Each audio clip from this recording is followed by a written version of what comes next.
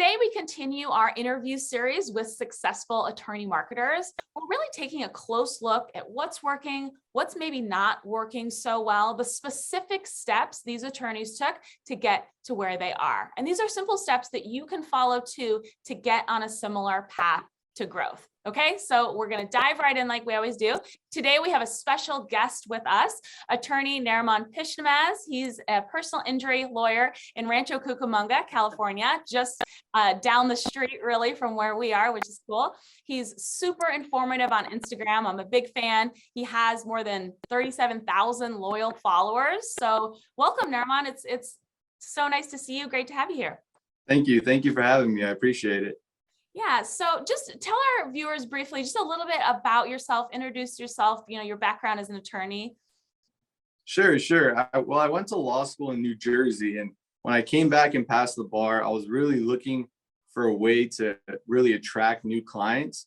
So this whole social media thing was really new to me, and I didn't have any real idea about what to do. But I knew that if I can attract people's attention for a couple seconds and create a little bit of a following, then maybe I can start my business and get it moving. And I first started out by working at Patricia Law's office, and she's a trial lawyer. So I really decided to go work for her first to make sure that I can at least know the basics of practicing personal injury and learning how to try a case, because that was the most important thing to me. When I went to law school, I said, I want to be a trial lawyer, but a trial lawyer without cases is not a really good trial lawyer. So I thought I needed to bring in my own cases. She already had a great pipeline of cases, but I really wanted to bring my own cases in. So social media really helped me get that kickstart.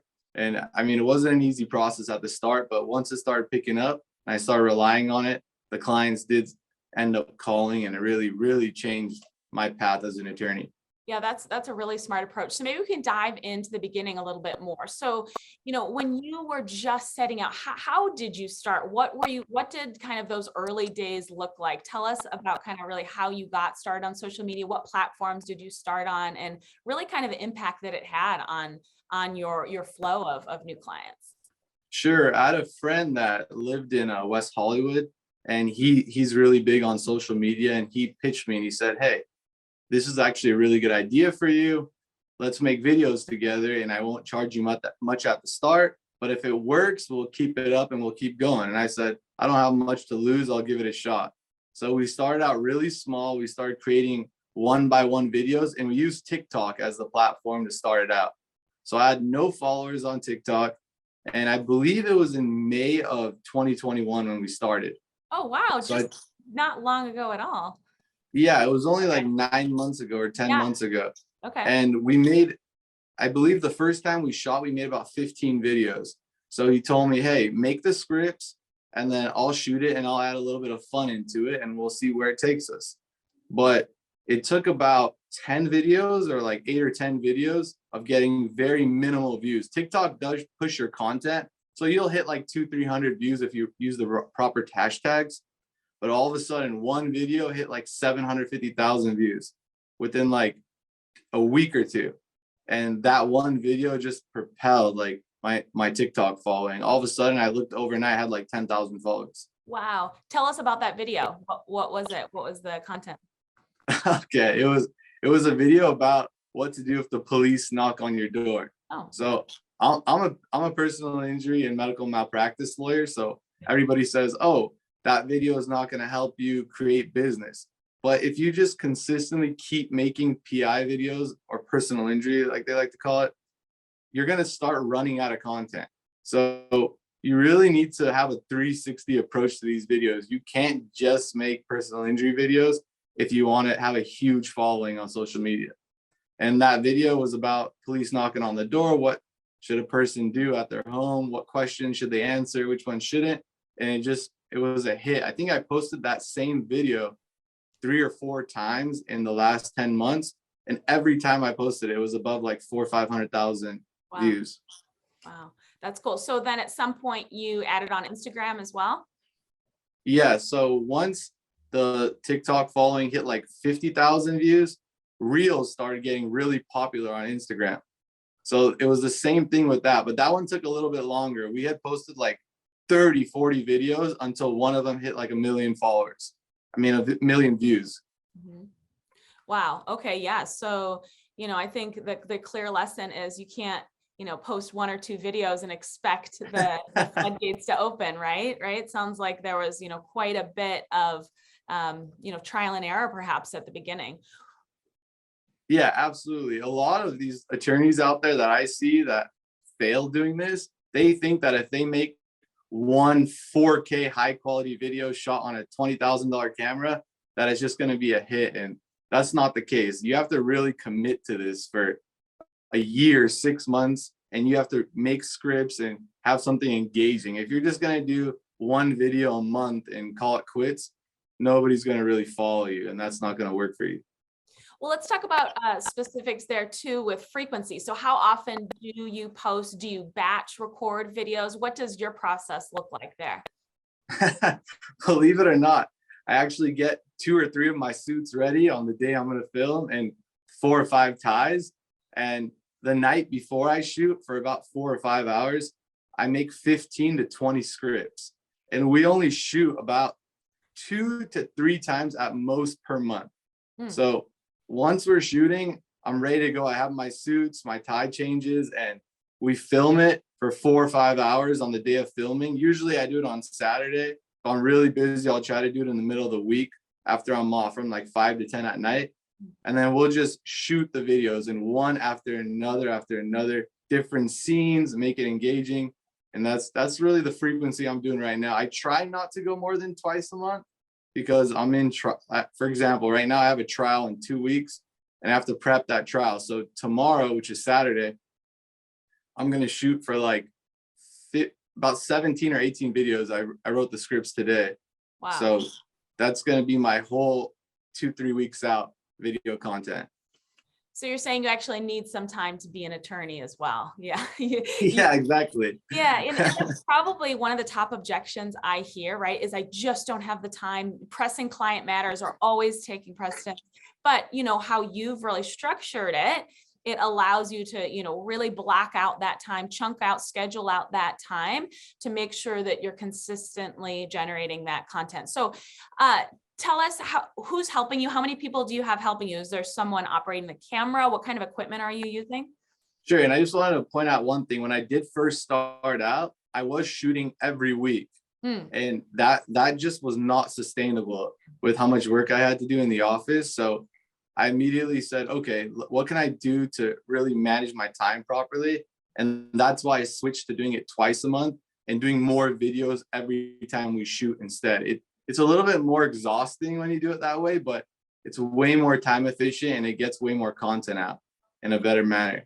Right. And as far as who's filming, I have one guy filming and then editing my videos every day and posting them. So he films everything. He goes through everything with me, the lighting, he brings it all. Once we film, he has the content stored on his phone. And we use a phone, by the way, to record this, not a high def camera. So we just use 4K 60 frames per second on the iPhone, and we have good lighting. And then every day when he posts, because we almost post every single day, we do about 25 to 30 videos a month.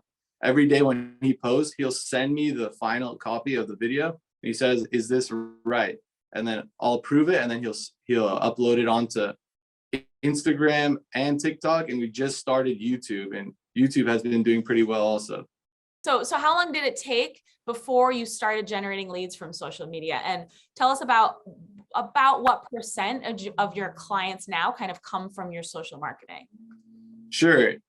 From the first 3 weeks I posted on TikTok, and after going viral and getting the following, I got one really good dog bite case from TikTok. In that case, after I got it, I was like, wait, this can actually be something. This can actually work. So I doubled down after I got that case, and these clients hit me up through texting me because my phone number is actually on there. So I immediately reply, and I have my office staff reply for me also when I'm in a deposition or I'm in an arbitration or I'm in a trial or whatever it is. But that's really what it is. And it was about 30 to 40% right now of my intake is coming through social media. And even though I have about 127,000 followers on TikTok, the best quality leads are coming from Instagram, not TikTok. Interesting. TikTok is a really good app for exposure and going viral, but the quality of the leads that are coming from Instagram are much better. Yeah. That's what I've noticed. That makes sense. So do you find the leads you're generating on Instagram specifically are of higher quality or lower quality than leads from other marketing sources, perhaps more traditional marketing sources, maybe like PPC purchase leads, website inquiries, for instance? Sure. I think Instagram Reels is the one of the best ways to go about it. And I think the people on Instagram are much more engaged for the long term. Like on TikTok, they're all about the quickest interaction within a few seconds. That's all you got on TikTok, or else TikTok won't push your video. But for some reason, the Instagram Reel algorithm has been more beneficial to me. And the quality of clients that are coming in on Instagram, they're anywhere between like 25 and 35 years old, and they're really engaged in my content. They're consistently commenting on my content, DMing me and replying to stories, and they're much more engaged. Talk a little bit more about Instagram Reels, because many of the attorneys, the successful attorneys on Instagram I talk to are really finding some traction with Reels. Why do Reels kind of work so well, and what do you have any advice specifically for shooting those? Sure. I usually test my content out on TikTok as it's like a free analysis for my content. So almost always, if it works on TikTok, it's going to work on Instagram Reels, because TikTok will literally show you the data on the video. It'll say 40% of people watch your video all the way through. The average watch time on a 20-second video that you posted was only 5 seconds. That means it's not a good video. And if you use TikTok as your analysis source, you can take that and transfer it to Instagram Reels and then use it in your ads too, because you already know your cost per click is going to be a lot lower if that ad performs so well on TikTok. And then it also performs well on Reels that you posted for free. And you can turn it around and pay for ads if you like and have it go from there. Smart. Yeah, super smart. I like that approach a lot. So what about, obviously Instagram, TikTok, they're national platforms. So do you get leads from other states? Are there specific challenges that arise there? What do you do with those? I hear that objection sometimes. Maybe you can speak to that. Sure. That's actually the biggest problem I have is since I've gotten about like 50 to 70 million views now across all platforms in the last 10 months, maybe more.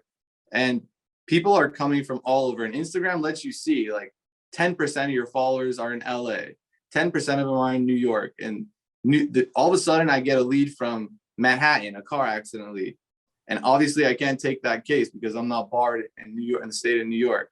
So I've found certain attorneys in those states that I'll regularly just send the cases to because I can't take it. And I'm hoping that one day if they get a lead from California on their social media, they'll send it to me. So it's a two-way streak and we both benefit from it. Yeah, so it sounds like a sort of added bonus to all of this social media work is this network that you're really starting to build. Yeah, that's great. Go ahead. And I've gotten so many people, like so many attorneys from Florida, Texas, New York, New Jersey, all these states all around the country. Even I got a lead from North Dakota the other day. Wow. And there's attorneys there that practice PI, and they'll take your case and you can send it to them and it'll be a great relationship to have. And you don't have to just have one attorney in that state that you send them to. You can have multiple attorneys that you work with. And there's all types of leads that I'm getting on social media. Sometimes it's a DUI case, sometimes the PI case, sometimes it's landlord tenant. So it's not, when you're doing these types of videos and there's so 360 around all these different types of areas of law, you're going to get leads that are related to all different types of cases. So you have to know how to manage them. Yeah, and Nariman, you have a very sort of conversational, approachable style on social media, but you pretty much seem to stick to kind of helpful personal injury or legal related content. Some of the other attorneys I follow mix more kind of entertainment and personal content into their feeds. How did you kind of find the mix and the voice that works so well for you? Sure. I didn't want to be like that character that is just an actor on TV where they're just doing funny things. Like that's just not really my style. Sometimes I'll throw in a few funny videos just because I'm feeling it that day or whatever it is. But I really just wanted to post videos that people can actually be like, oh, maybe I can use that information. Maybe that's helpful. And I'll see that when these people are sharing my videos like 10,000 times. I'll say, oh, maybe they actually thought they could send that to someone. And I try to have a little bit of a serious look to some of the videos, and that's just me sometimes. But it's more about the engagement that I'm giving on the video. Like if you sit and make a video and you say, well, if you've been in a car accident, do this, everybody's going to fall asleep on the video. So a lot of attorneys out there are not really giving it like their soul when they're talking to the camera. You got to have a little bit of an engaging conversational feel to the video, or the people that are watching are going to fall asleep and say, oh, this guy's not interesting. Right. Right. And oftentimes, I'll be talking to a lawyer casually, they're very charismatic, very engaging. You can feel the passion, and then the camera turns on and it's like stiff, very much, textbook. So I think, it just takes practice, right? You might kind of fumble through the first yeah, totally. plus videos, right? But you kind of just got to get through it. You're gonna get better, right? Did you find that, or? Exactly. And people are really concerned about what everybody's going to think about them. Like they're like, oh, I'm a serious attorney. If somebody sees this, they're going to think I'm a clown, or they're going to think I'm not really good at my job, or why am I being on social media? Why can't I get cases other ways? And at the start, I had some people telling me my videos were horrible, commenting bad things on my videos. And that's just normal. You can't say, oh, there's one hater on your video, you're just going to stop making videos. And Instagram and TikTok have a feature where you can filter out the bad words that people can comment. So you can just go to that filter and say, let's filter out the F word. Let's filter out any people hating on my appearance or where I'm from or my nationality or whatever it is. You can block that out so you don't have to deal with that in the back end section of the comments. So I don't think any attorney should be worried about what people are going to say in the comments. It's going to happen. Just filter what you don't like in the back end and just say what you want. That's a good tip. I like that idea to filter, definitely. Tell us a little bit more about some of your top performing content. I mean, what types of videos seem to really resonate? I think sometimes lawyers don't really know what to say. Tell us if you can get a little more specific on what type of content seems to really spark the most engagement. Well, the truth of the matter is criminal content is the #1 content for illegal stuff. So even if you're a PI lawyer, throw some criminal content out there. Tell people what they can do if the police knock out their door. Tell people what to do in a DUI situation. These are things that everybody can relate to. And if you want to go for the PI content, personal injury content, like Uber cases, Lyft cases, trucking cases, any regular car accident, you can post those videos and you can make them do well.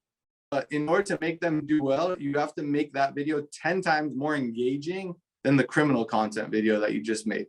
Because if somebody hears police at the door in the first 3 seconds, they're already interested. Because they're like, oh, that can happen to me. But nobody knows when a car accident is going to happen to them. It just happens out of the blue when they're not expecting it. So if you're going to make a PI personal injury video, make it extremely engaging and say things that are very common to what can happen to you at a regular moment, what to do next in a car accident. You can say those things, but really make that video content good and engaging, or else people are not going to watch your personal injury content. Yeah, that's great. And like you say, you only have a few seconds at the top of that video to stop that scroll. You can't just introduce yourself and where you're from, and then you've already lost them, right?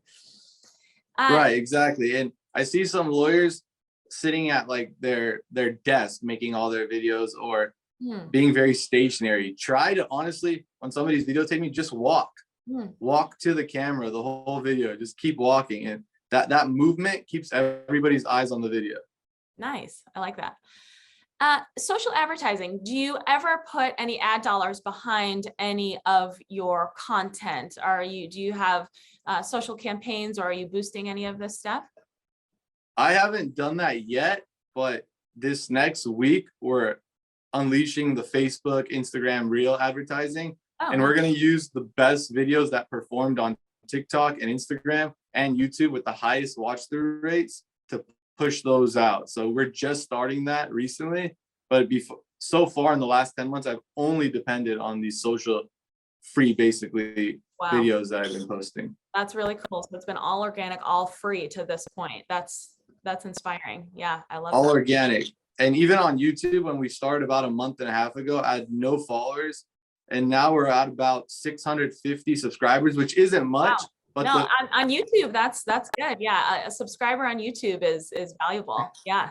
Yeah, but the view count has hit 205,000 as of today on Nice. YouTube alone. So Wow. even that's starting to pick up. But it took posting 175 videos Wow. before I hit that. So it didn't happen like in the first week. It was the hardest platform to explode on. Wow. That's important to remember for sure.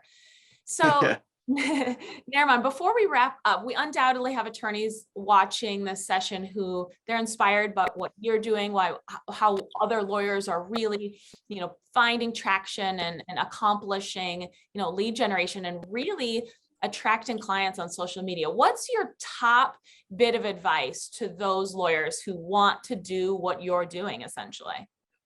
The best advice I can give everybody is don't come into this thinking that you're going to make 2 to 3 videos and it's just going to happen. That's the worst thing to do. Like like I said, it took 175 videos on YouTube to all of a sudden hit 200,000 views. And it's a very gradual thing. For the first month posting on YouTube, the videos were hitting like 50 to 100 views. And all of a sudden the last 2 weeks, because that's the newest platform I'm on, one video hit 20,000 views. So if you're going to do this, if you want to be on social media, if you want the following, like all these big name attorneys on social media have, that a lot of them have a lot more followers than me, you need to commit at least 2 days a month to write the scripts and shoot the videos, and you have to be posting consistently. Start small. Say, okay, the first month I'm going to post 10 videos, but at least be consistent. Every month post 10 videos for the next year, and I guarantee somebody's going to like your content, they'll share it, and they'll keep watching it, and more followers will gradually come. That's great. Thanks so much, Narimon. Thank you for sharing your advice and your experience. You were really wonderful. And if you don't already, be sure to follow Narimon on Instagram. He's at Attorney Pish. What about on TikTok? Where are you? I'm at Attorney Pish on all platforms. Nice. Perfect. You will not be disappointed. You'll learn a lot. So definitely give him a follow. And thanks so much. We really appreciate it. Thank you for having me. I really appreciate it.